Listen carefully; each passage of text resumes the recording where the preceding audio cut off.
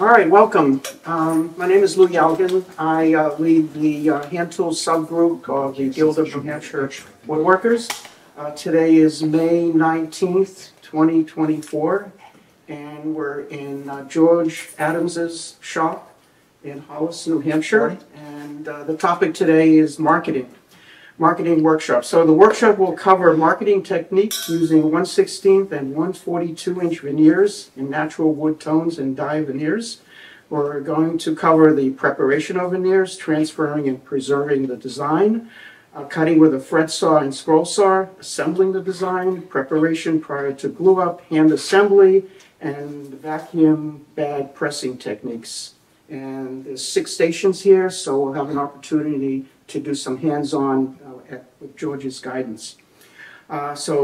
George has been developing his woodworking skills since he retired 5 years ago. That's about when I retired. He builds boxes, cabinets, and furniture. He started doing marquetry at the kitchen counter when his shop was in storage while building his new home. And George looks forward to using marquetry to accent his furniture pieces. George lives here with his wife Maureen, his 2 dogs, and his 2 cats. So welcome and thank you for hosting. Yeah, thanks, Marquetry. Well, thanks for coming, everybody. My lovely wife Maureen has escaped for the day with the 2 cats, so we can leave doors open.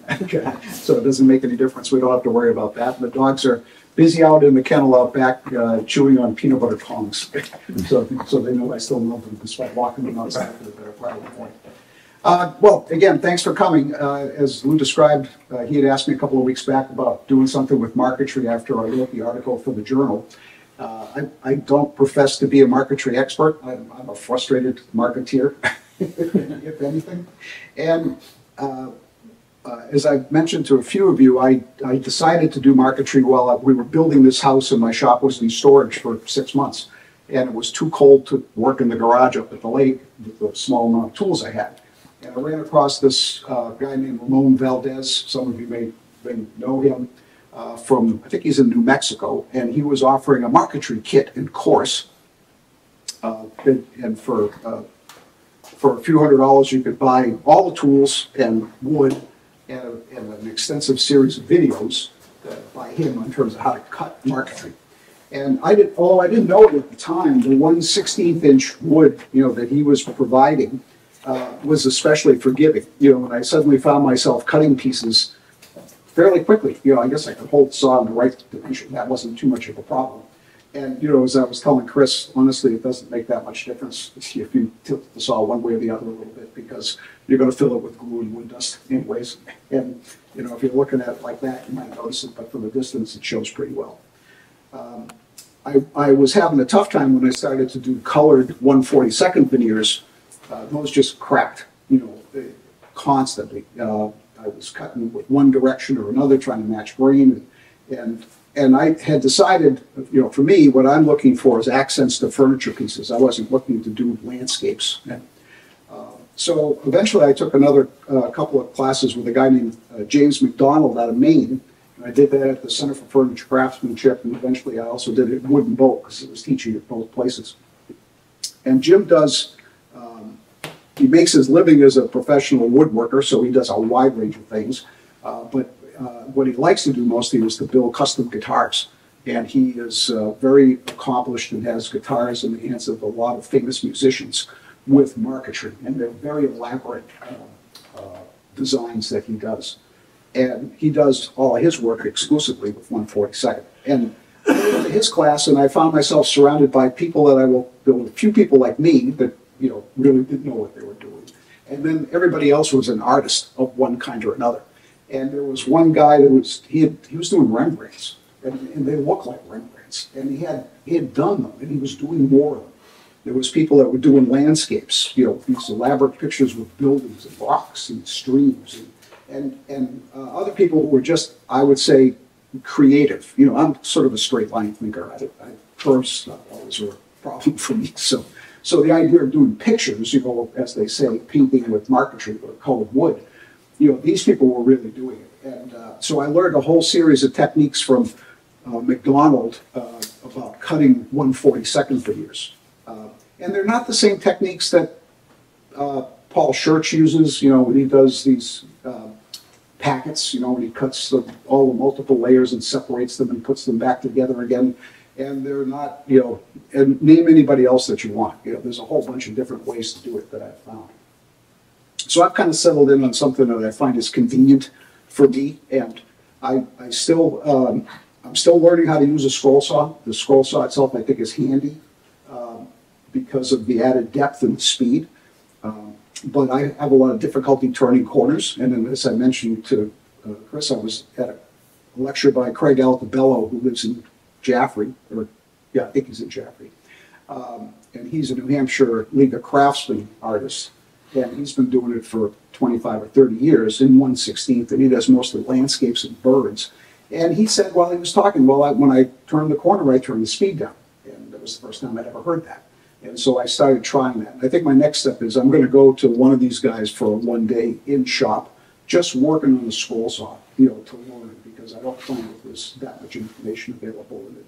It's I'd rather spend some time learning from somebody who knows, as opposed to futzing around in the shop for the next 2 years.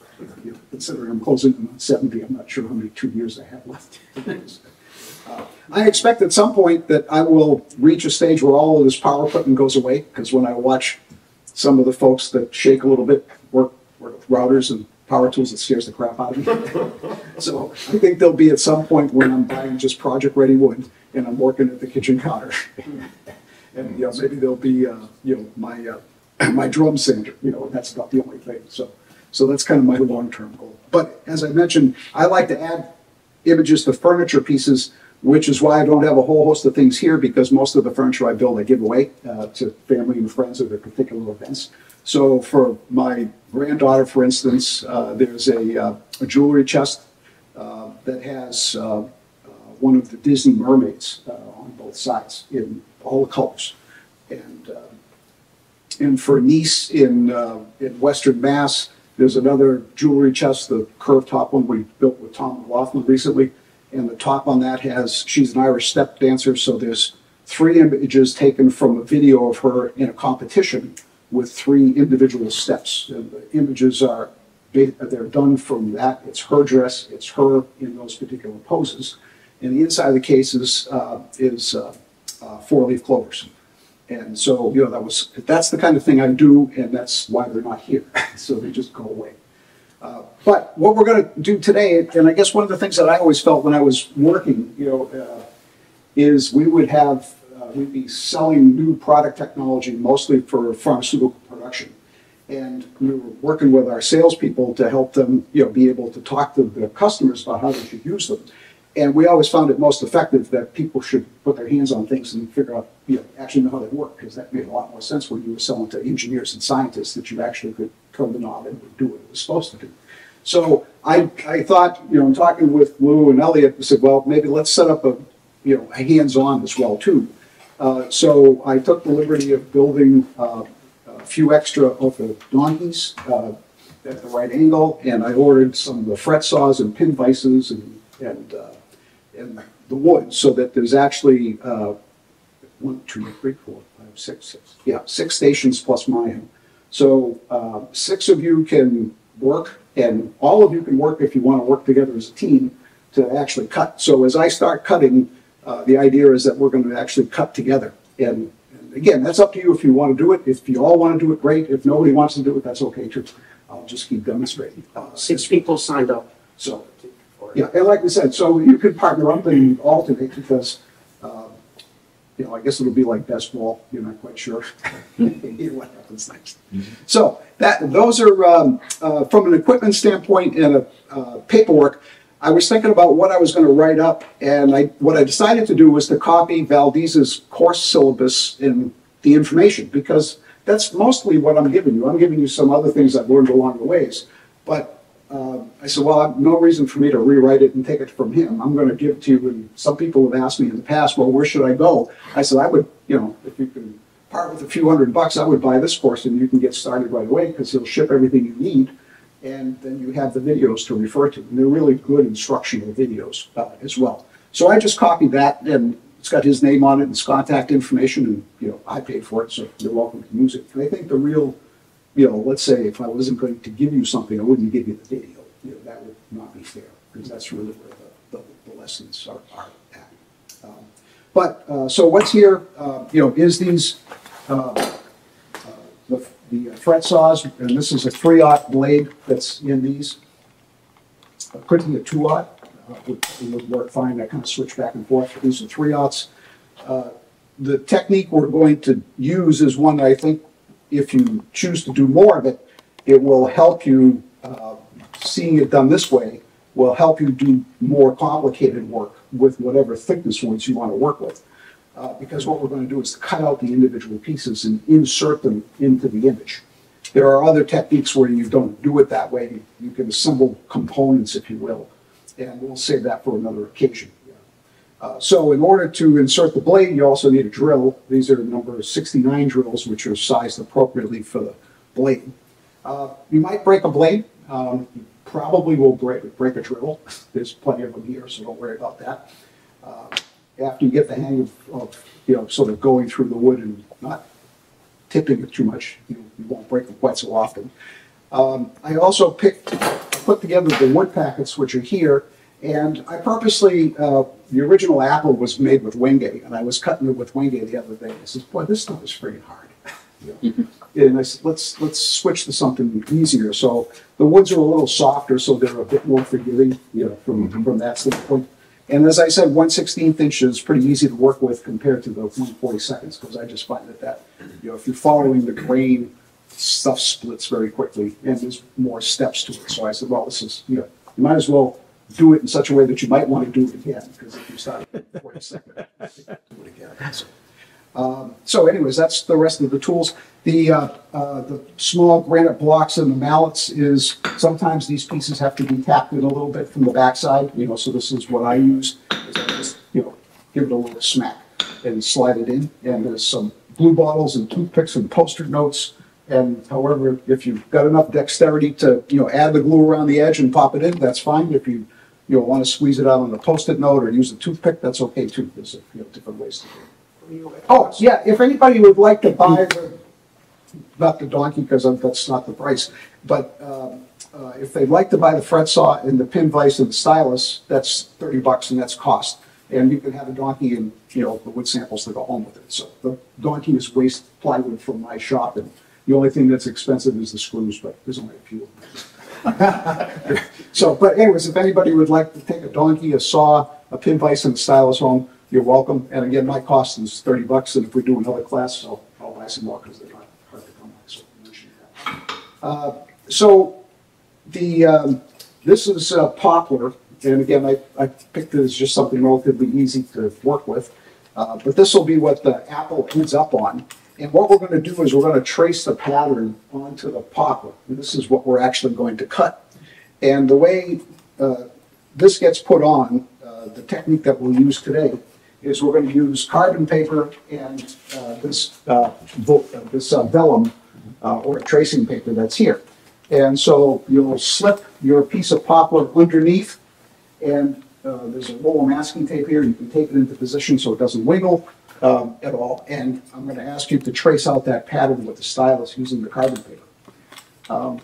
One of the tips that I'll pass along is carbon paper comes in a wide variety of types, from cheap to more expensive.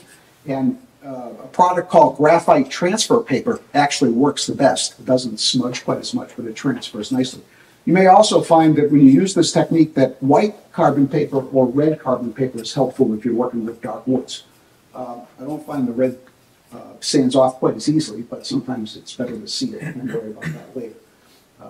So another method that one could use in place of this, and the one that I used in the journal article, is to take a picture of the finished product, essentially, or a photocopy, and then put that onto the surface with double stick tape.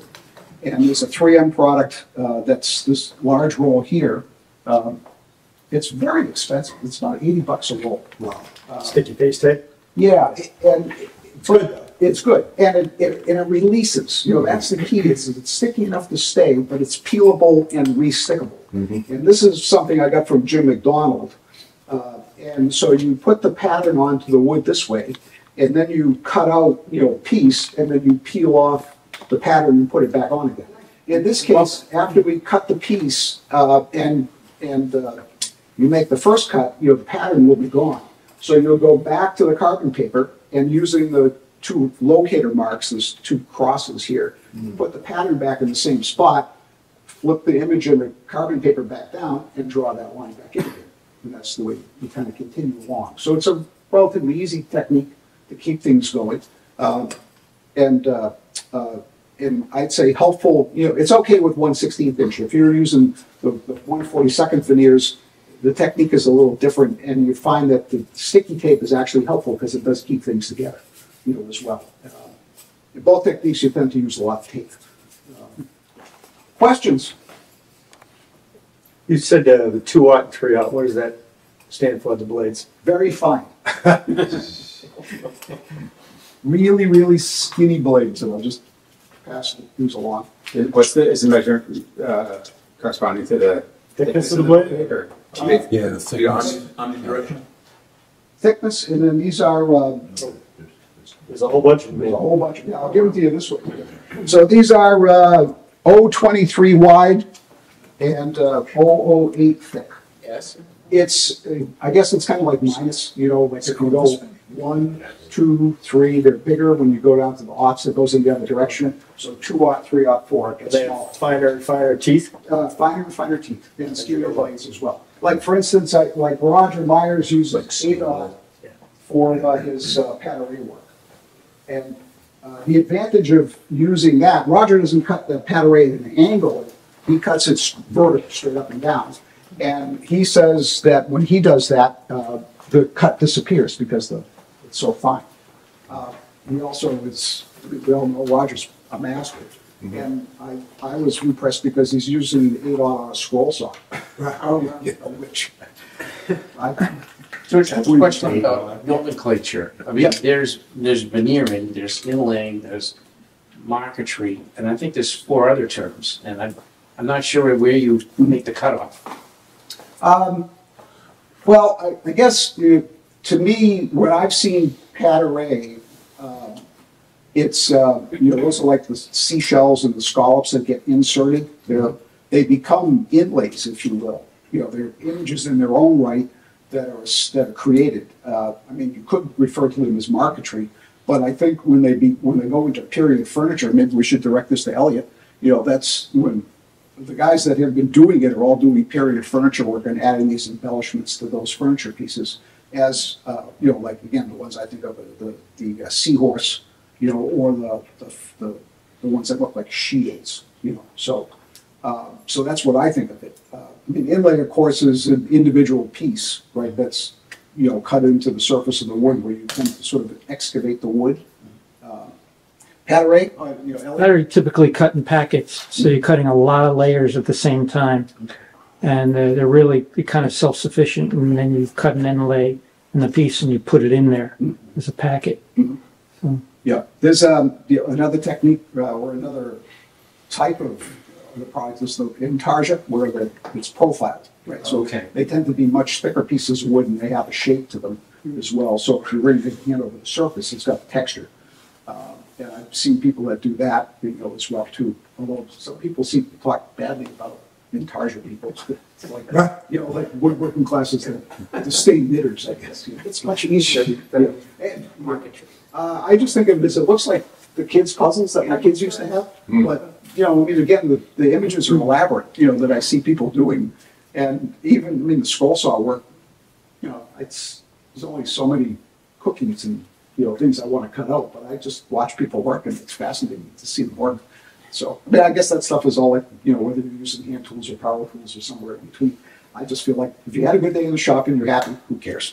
You just kind of move along. So. Laying out the pattern, grain direction. Do you care? No, not really. Not in 1/16. It's pretty straightforward. I think when you talk about grain direction, especially these people who are doing the landscapes and these larger images.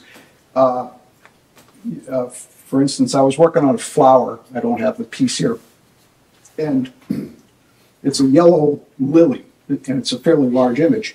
And You know, like, I think a lot of people have probably seen, you know, this image before, and there's a little bit of grain direction with this, but a lot of it is basswood, so it's pretty, you know, flat. And in this article, and a lot of what is being done is using sand shading, you know, to give the dimension to it.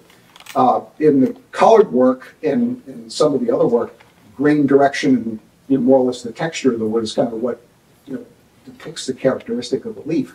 So in the case of the lily, the first time I cut it, because I was playing with yellow 1/42 veneers, I cut it all out of one piece. And then when I blew up the image, because I started with a relatively small image, but I blew it up to an 8x10 size, and I looked at the leaf a little bit more, I could see that the left side and the right side, you know, sort of the veining in the flower petal were going in different directions.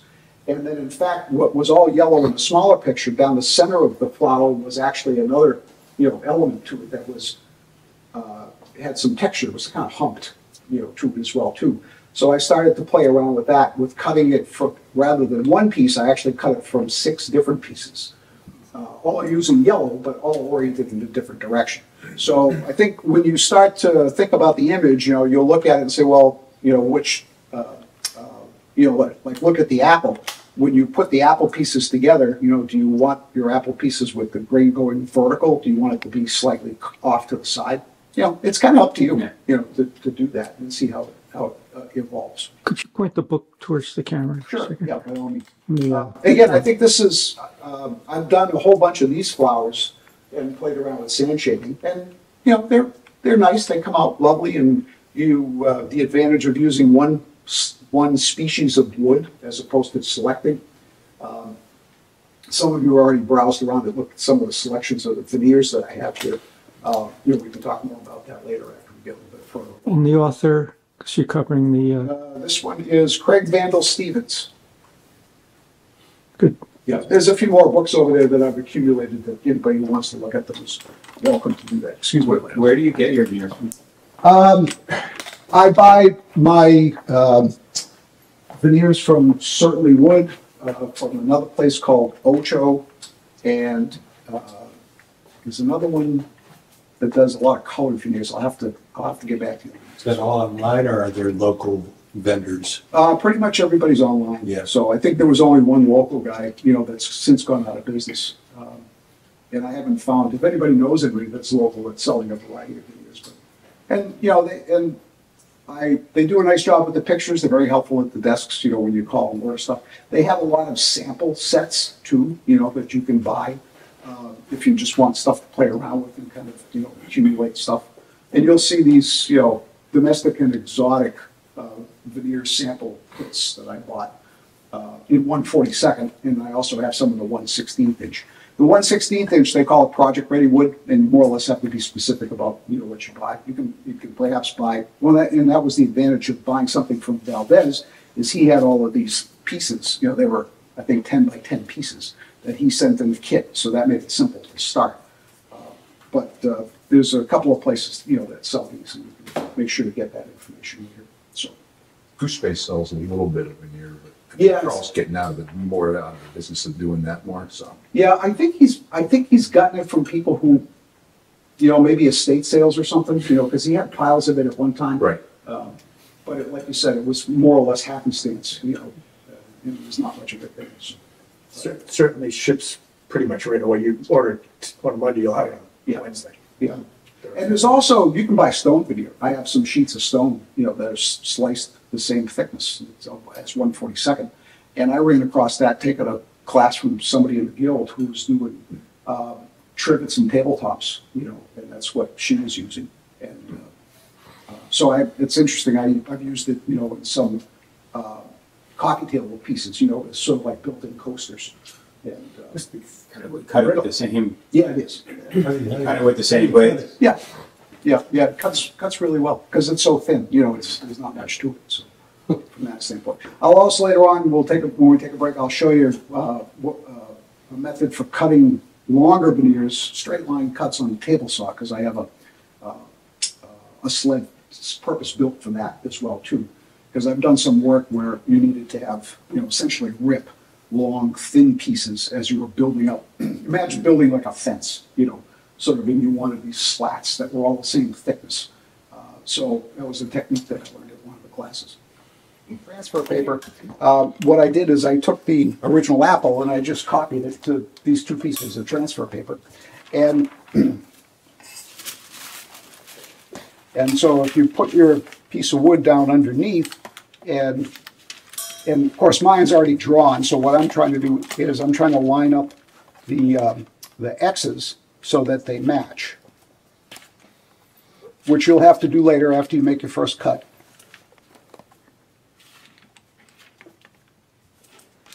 Okay, and then I would put a piece of tape just to hold it in place.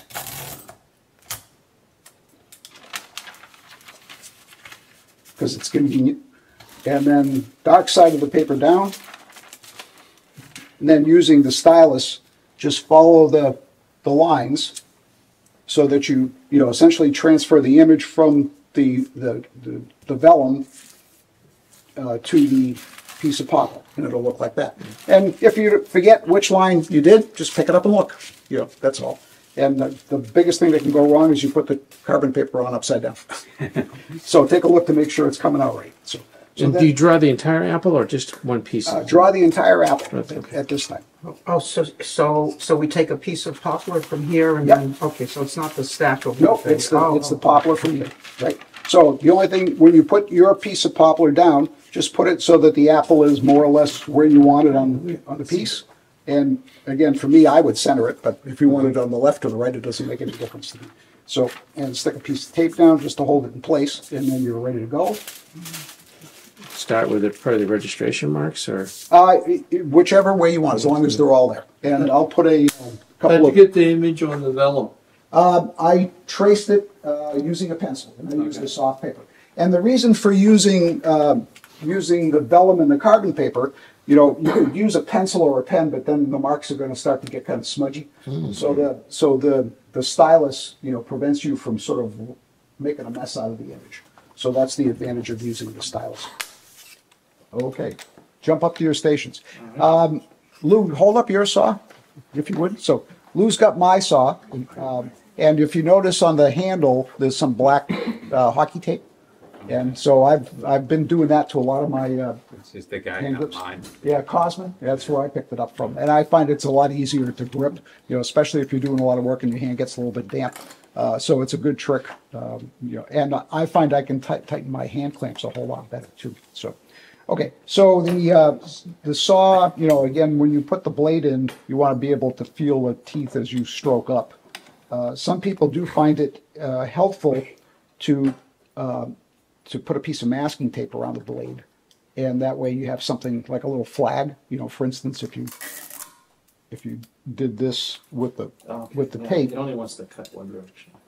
this gives you something to hold on to. So if you find that you have a little trouble holding onto it, you can wrap a little piece of tape on it. That also tells you, teeth are pointing out this way, right? So you don't have to look quite so hard, and you can also orient it. So once you figure it out, if you happen to put it down. So again, I pay an ungodly amount of money for my progressive glasses so that I can actually see them, but when I'm between prescriptions, sometimes that really helps me. So you'll also notice on your donkey, there's a little groove cut into the donkey, okay? And that's to give you a place to put the saw when you're trying to tighten it.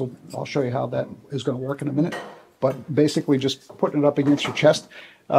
If you do this work, you'll also find that there are certain pieces of clothing that are more helpful. Oh, yeah, the vinegar. Okay. A grippier sweater, that holds the handle so it doesn't slide quite so much can be helpful. This one isn't the best. Or a little bit of, even, I guess one of those little bumpers that you put on the bottom of furniture pieces, would be good, because sometimes you'll lean into this and everything will go boing and it all falls apart. But yeah, something on the grip to make it a little bit grippier is good. So what we're going to do now is we're going to take the first piece of wood, and up there, and again, you can do them in whatever orientation you want, but I was going to start with the first piece, which is the farthest one on the left, and this is you tend to work, if this had depth to it, you're going to be cutting in such a way that you're cutting the pieces that are furthest away from you first. So it doesn't make so much difference in this because this is a relatively flat image. But if the apple was rounder, for example, you could, for these pieces, if you made them a little thinner, then you might, begin to see a little taper, especially if you use a little bit of sand shading to color them a little so it looked like the shadow. You can, when you look at these and you're doing some pieces, you might imagine, well, where's the sun shining?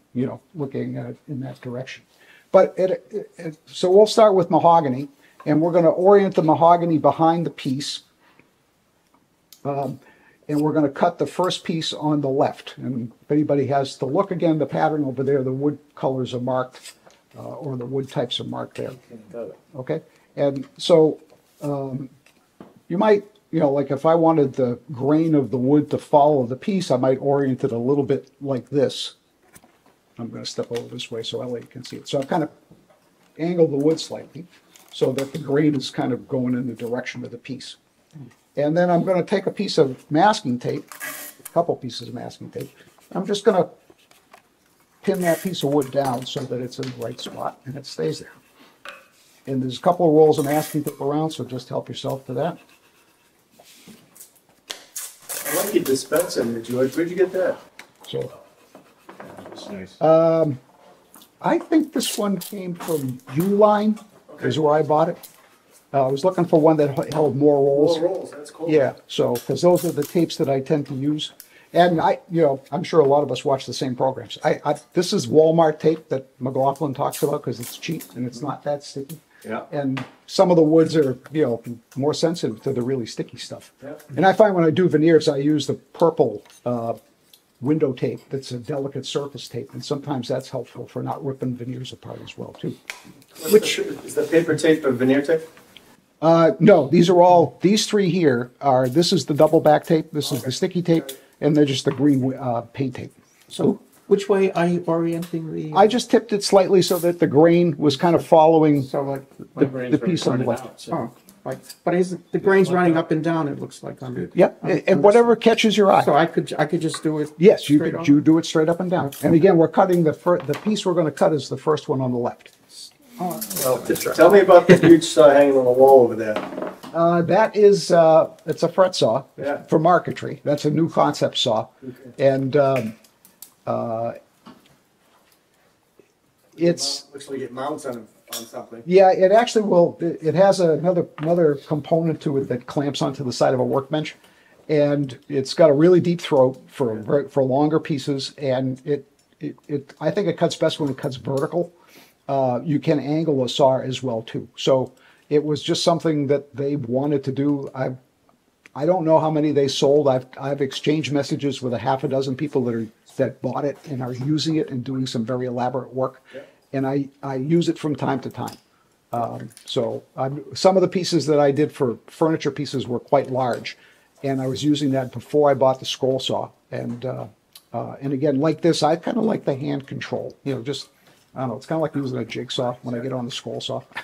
So, George, how much tension do we get on this? Enough. well, I'll show you when I actually do it. So now you're going to have to undo the top nut because we're going to thread this.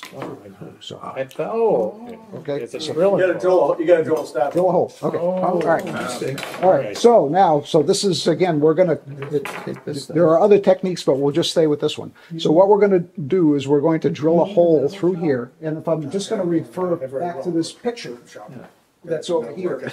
So what we want to do is we're going to drill a hole so that we drill through the waist, which is the top piece, in such a way that the hole disappears, right? We don't want the hole in the finished product. So when we drill into this, again, the part that we're going to throw away is the poplar piece. We're going to keep the mahogany piece in the background. Okay. So by drilling at an angle, essentially the same angle as the donkey, what we're going to do is we're going to start on the waist side of the poplar and finish on the waist side of the mahogany.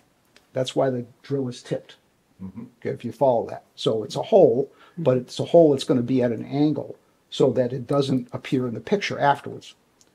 So you're looking like you're actually going even beyond that angle. Yeah, could be Yeah, a little bit. yeah. Again, it's not critical as straight much up as and down. what I'm really trying to do is I'm trying to stay in the waist piece of both pieces. Yes. Okay, and so again, I start up, I go at this angle on the top, so I come out into the waist on the bottom. Now, when starting these drill bits, it's easier to start it vertically just because it won't slip. And starting at the hole on a curve, it tends to disappear better than if it was on a straight line. Now this is mostly curves anyway, so it's a little bit easier. But okay, so I started vertically, and once I feel the bit bite, then I tip it to the side. And I tend to keep my finger underneath so I can feel it when it comes through. And I try not to bend the pin vise because they will snap. And I don't know what Elliot's rules are for video, so if you use expletives, he may have to do a lot of editing when it snaps. Stan will have more work. So, and then once you feel it, just, gently rock it back out. Again, don't stand it up because you're at an angle now, so just pull it until it comes out. I have some 8/0 drill size for 8/0 blades. Okay, now one tip is, for some woods, if you find it difficult to thread the blade on the back, these are Dremel, let's see, they're carving and engraving bits for Dremels. It's a little triangular piece, so I'll pass that around. You could, on the back side of this, you could, when you look for the hole, you'll see you could just clear it out a little bit with this, if it's hard to spot. Okay, so I'll just pass that around, and you can see what that looks like. It's not quite as much of an issue with these woods, but we'll let everybody catch up to where they need to be. Yeah, well, if that's the right word for it. So I know it's a sharp, pointy thing. Yeah, most of the time I've seen those, it's in the hand of my dentist, and they scare the crap. This won't hurt a bit. Yeah, it comes at you this way. So here, this is the only complicated part coming up. Okay. After this, it gets pretty easy. Okay. Okay, so in order to be able to thread this in the right direction, we have to orient this piece properly so when we flip it over. So the first thing we're going to do is we're going to rotate the piece 180 degrees. So now it's upside down. Okay, and then we're going to flip it towards us. Okay, so this is where that little groove comes in handy. As you pin that saw up against the groove, so you got a place for it to stick, right? So I got it in that little slot at the end of the donkey, and I'm holding it up against my chest. And my blade is free, right? This is the top is undone because you're going to have to thread this through. Okay. Yeah. Just stick it in the hole. Yep. Can't find the hole. Where'd your reamer go?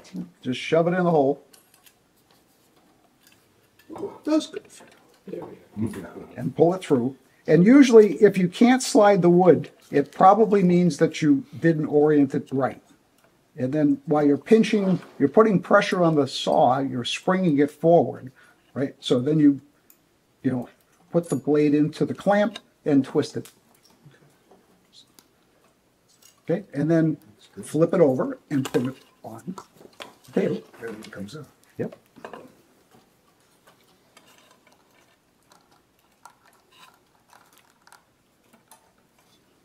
You would think the jigsaw would be easier, having a flat thing that's stable to work with. I'm still working on it, George. I can't find the end. It's hidden in the mahogany grain. I'm going to try to go through again. Yep, take your time. We will wait for you. Now the apple is, again, upright, so it's in a natural direction. Yeah. So it's with the Yeah, bite. right. The bite is to the right. Okay, so you can start to saw, and if you tip the blade forward, right, if you tip the blade forward, it's going to be more aggressive, right, because you're sort of leaning the teeth into the cut. If you tip the blade backwards, it'll be less aggressive. And as you're moving, you want to remember that the saw has to go up and down as you're moving, and just Follow the line, right? follow the line. Are you saying at the tip of the V there in the donkey, or? Wherever it feels most stable to you, you want to turn the saw towards it that way. Right, there you go. And orient it that way. Okay, and keep this, Okay, so now pause for a moment. Okay, so again, what's important here is to keep the saw as vertical as possible because the donkey's giving you the angle, right? And again, as I said before, if it's off a little bit, it's not a big deal. And what we're going to do is we're going to cut in such a way that we're going to follow the outside line, because that's, you know, that's sort of the real cut, if you will. When we get to the next piece, between the first and the second piece, we'll cut down the middle of the second piece. Okay, because we're not cutting that piece yet, right? So if you cut the line of the first piece on both sides, you're going to have to cut that inside line twice. You're cutting it once now, you're cutting it when you do the second piece. So this is, some people refer to this as cutting in the safe zone. All right, so as you come around the corner at the top of the piece, and I'll just tip it this way, right? When I get up to the tippity top, instead of coming down the line of that piece, cut through the middle of the next piece. Okay. The next piece. Okay. Okay. Yeah. And then come all the way down to the bottom, and then come back onto the line of the piece that we're actually cutting. And then the only place you have to be really careful is when you get to the hole. You know, try to end in the hole, otherwise you'll make the hole bigger.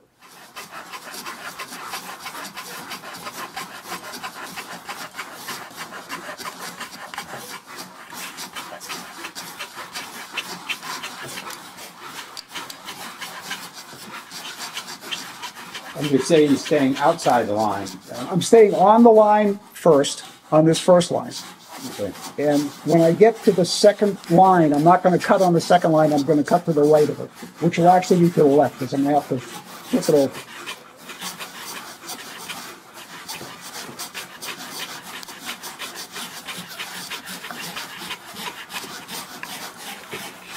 Okay.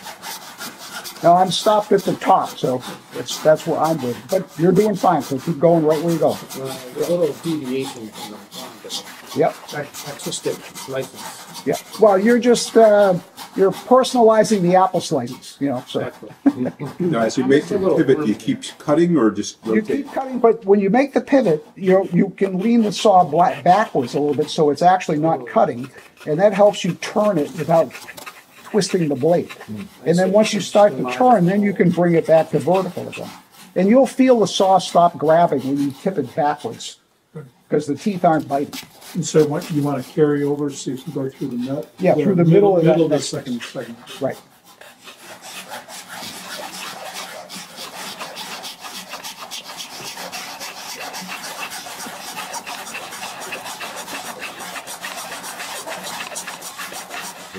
And then we're just coming back to the, we're just following the line, right on the line, back to the hole. Yep. There's that. Yep.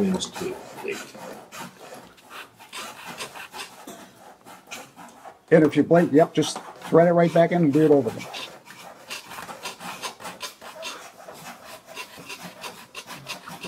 So once we get to that point at the bottom of the apple, Yep. do we turn and start cutting on the outside again? Yep. Because we're headed back to the hole. Oh, so we're going back to the hole. Yep. That's a tight turn. Yep, and that's, Let's do it. yeah, that's where the, It makes more sense. Yeah. And that's, if it's popular, this is gonna be our frame. yeah, that's right.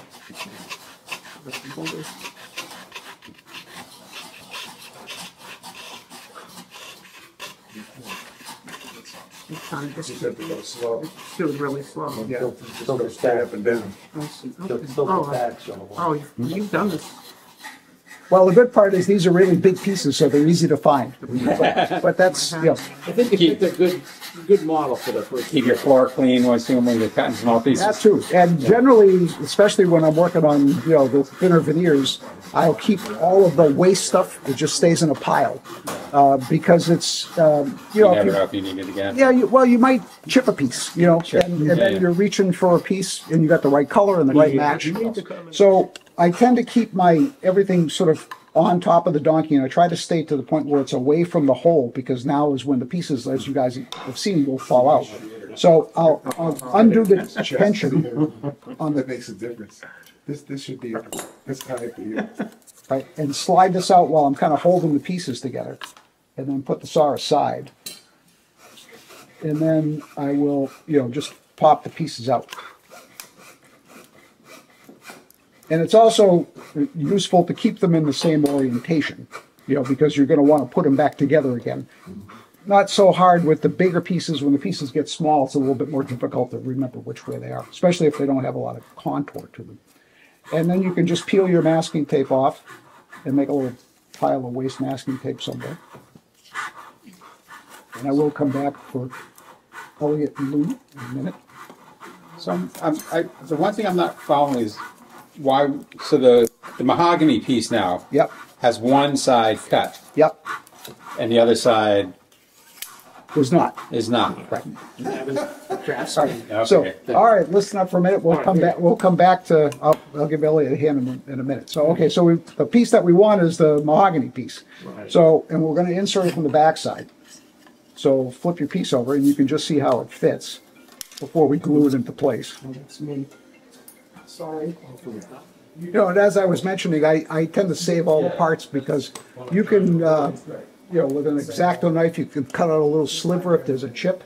A really good way to add a piece back, and I won't get it, but if you use Scotch tape, you know, clear tape, so you can see, you know, you can pick up a piece of wood. You know, well, if there was a little chip, you know, from this, you can stick that piece of wood on a piece of Scotch tape. And now it's like a pair of tweezers, right? You're not trying to fumble with it. And you can see, okay, it goes right there. And it's amazing how small a piece, right? Whether it broke off and you cut another piece, you can just fit that in. Like there's another apple over there that's got a little hole in it for some reason. I don't know how it happened. It's warm. But it just, it must have been warm. He right? said that. So I can just fill that back up again, Yeah. you know, if I wanted to. So Scotch tape is a really handy thing, you know, for moving little pieces of wood. And I use it frequently now, like if I blow out the corner, you know, Put the piece back in. plating an edge or something, I'll set the Yeah, piece yeah, aside. And Slide sometimes that I'll just off tape it in place from on the the back, bench, from the so it back. doesn't blow away. Yep. So you can see now, right, that part of the line is gone, Yeah. because we've cut it. So we're gonna put that line back using the carbon paper. Okay. So, but first we're gonna glue this into place. Okay. Okay, so that's the next step. So the small bottles of glue, and I said there's, you know, a couple of ways to do it, but, you know, essentially just take your bottle of glue and add the glue along the outside edge, you know, of it all the way around and glue it in place. And if it needs a little tap after the glue swells it, just, you know, use the granite and a hammer and snap it in place. Okay. Yeah. Okay. And you're not too worried about it, like, you're just gonna go on, you're not worried about it setting as long as it's grabbing in place, right? Right. Yeah, and you'd be surprised with these pieces of wood and these glues, they dry quick enough that you can move on to the next step right away. Using Typhon 1. Yep, Okay. Yeah, the original. the original. You call it, you describe what you want. And just go pick it up.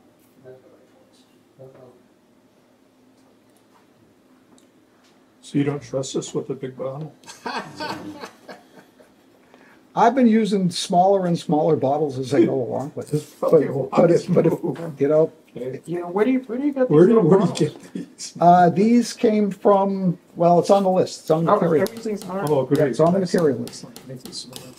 But this goes all the way around. Goes all the way around and then just And you just put it in. push it into the back. You careful you get glue on the donkey? Or? A lot more. Okay, so now what you're gonna do is, again, using those X marks, you go back to the carbon paper and draw the line back in that we just cut away. Oh, now it makes sense. Okay, and Elliot, in your case, you can add in the little, you know, the little defect. And we're gonna move to the next piece, which is the, you know, at least I'm suggesting walnut. You could use whatever color you want. And again, this piece is a little smaller because I had a whole bunch of 1/16 inch veneer for walnut that I did for bent laminations. So that's why this stuff is a little different dimension. And what you're going to do is, again, orient it, you know, in whatever direction you think is appealing behind the piece of poplar, and then tape it in place.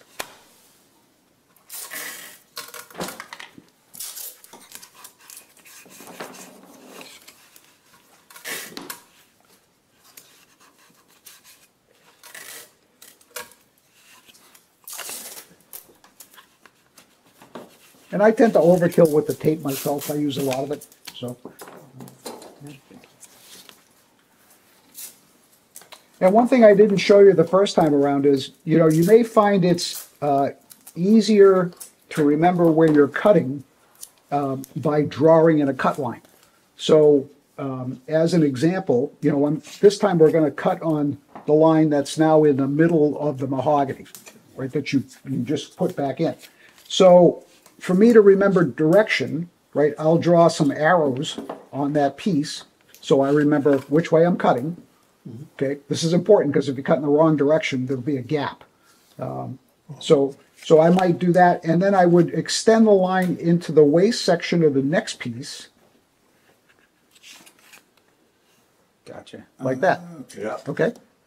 So this will give me a little bit of a roadmap as to what to follow. And then you can erase it without any trouble. Well, we're going to cut it away, so, or sand it away. In the case of the I line. see, I Yeah. see.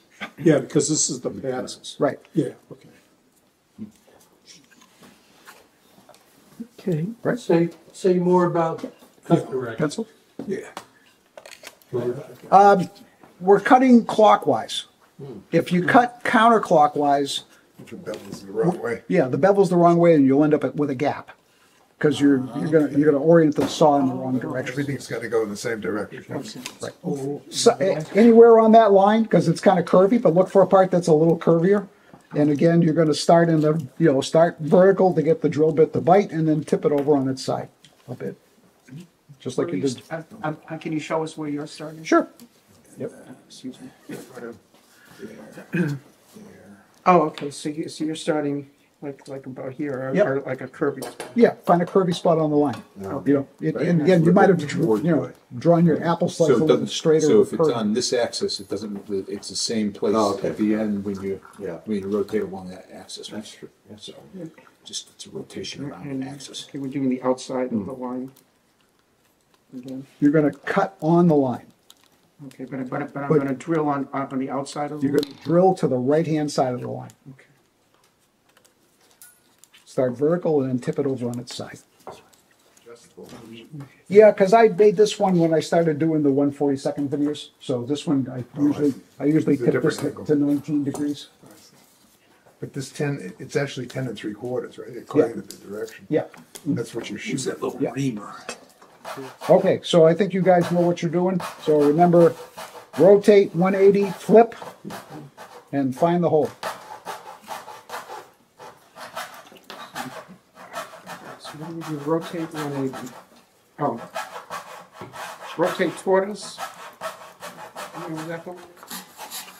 Oh, this way? Based on where your hand is. Yep, that. Thank you, Sue. Have you seen the work that Bill Taylor does? How expensive is a blaze, George? Just curious. No, I think it's like $10 or $15 for 12, something like that. Yeah, yeah, they're You cheap. get them at Woodcraft. Yeah, right. So, Bill, you want to try this?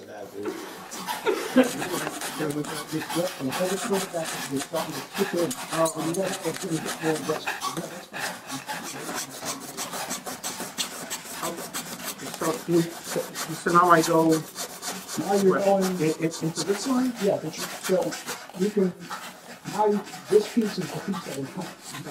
Yep.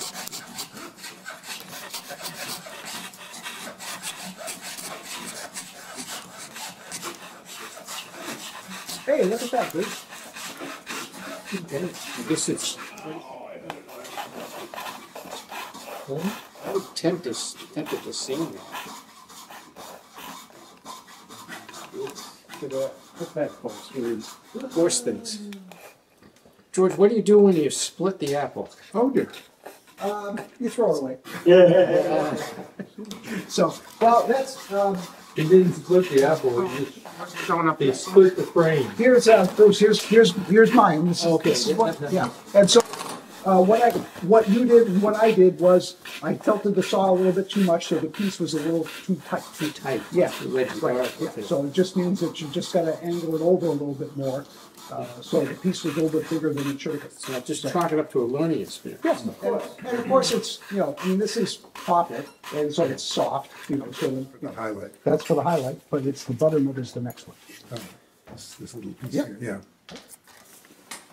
So what do I do? I just stitch this on here like so. And just a tip for you guys, okay, if you're trying to figure out where this piece goes, a way to measure it, what I did is I snapped Bill's piece in half so it's not quite as big, right, is that I'm gonna flip it like a book. And I can, Just to see. and I can see, oh, yeah, it's in the right orientation, it's where I want it, okay? Yeah, yeah. Right, so now it's like that, and then you just tape it in place.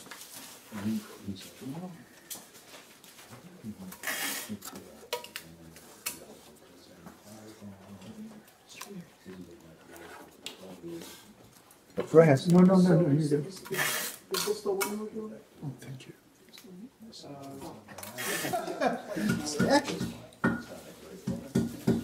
That is important.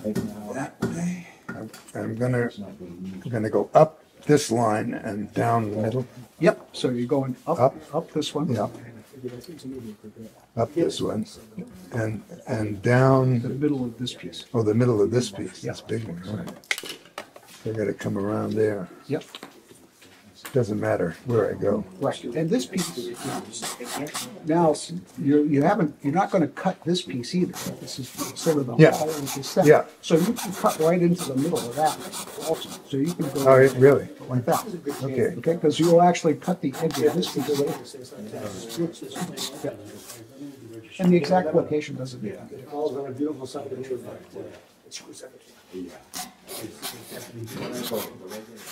And so if you wanted to cut, thin veneers, and you wanted to, rip them consistently, I would put a stop block on this side of some type of line. And then you can drop this on, and then, using this as a Hold down. yeah, hold down and zero clearance. Of course, you have to remember where you set the blade height, because it's kind of important. Yeah. But then you, Yeah. so this can be used to make repetitive strips. And I was doing an image that was of